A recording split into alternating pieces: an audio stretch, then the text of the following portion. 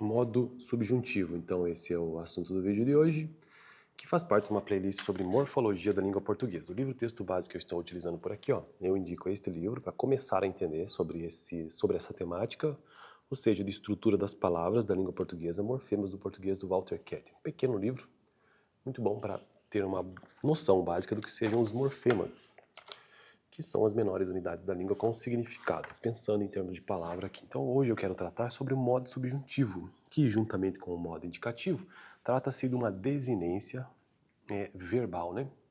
Um conjunto de morfemas que fazem parte, então, desse modo subjuntivo. Existe o modo indicativo, que expressa uma certeza, que expressa algo no mundo real, que de fato está acontecendo, não é uma possibilidade. Enquanto que o modo subjuntivo é uma possibilidade que aquilo ocorra. Existem, assim como o modo indicativo, existem também as suas desinências, né, variadas em termos de verbo, e essas desinências elas expressam modo e tempo. O modo, no caso, é chamado de subjuntivo, e o tempo, assim como no modo indicativo, é o presente, passado e futuro, sendo que o presente simplesmente leva esse nome de presente e o passado leva o nome de imperfeito, então pretérito imperfeito. E aí o futuro também leva o mesmo nome, futuro. Eu digo isso porque lá no modo indicativo existem muitos tempos verbais, não apenas esses três. Então presente, pretérito imperfeito, pretérito perfeito, pretérito mais que perfeito, futuro do presente, futuro do pretérito. Já o subjuntivo não, apenas esses três tempos verbais, presente, imperfeito e futuro. E aí, segundo o nosso pequeno livro-texto, os morfemas para cada um desses tempos são os seguintes. Então, no presente, marcado pela desinência, então pelo morfema e, tanto sempre em final de palavra, né? Porque, olha só, desinência já leva esse nome desinência justamente porque é um morfema da língua portuguesa, um morfema que se caracteriza por acontecer no final de uma palavra e principalmente daquelas palavras variáveis. Então a classe de palavras verbo são variáveis, são palavras variáveis, né?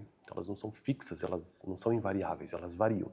Então isso por si só já mostra que isso é uma desinência e sempre em final de palavra. Então os verbos eles variam sempre no seu final. Então desinências verbais, sempre que pensa, que imagina-se ou entende-se o que são desinências, sabe-se que são sempre aquelas desinências que ocorrem no final, desinências verbais, sempre, claro, verbos, mas no final do verbo,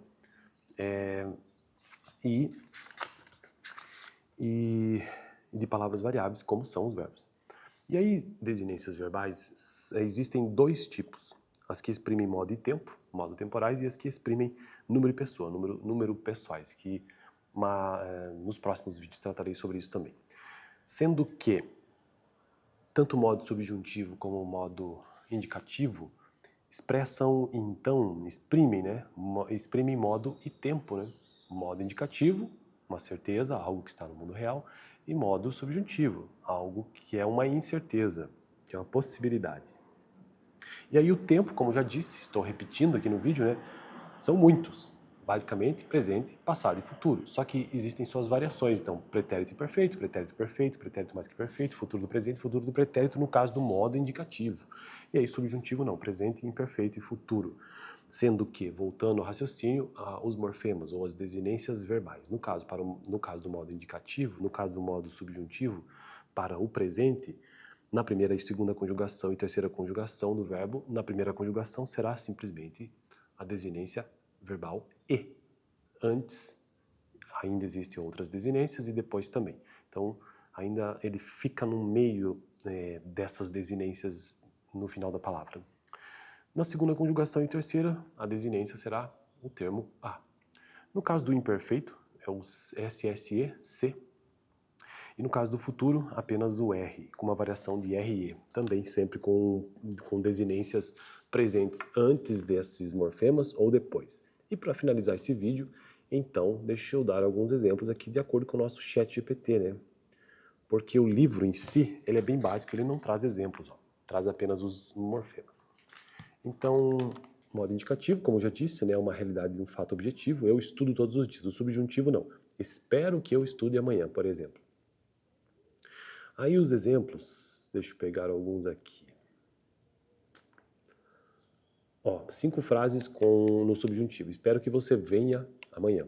Isso é um desejo. Talvez ele consiga resolver o problema. Consiga. Possibilidade.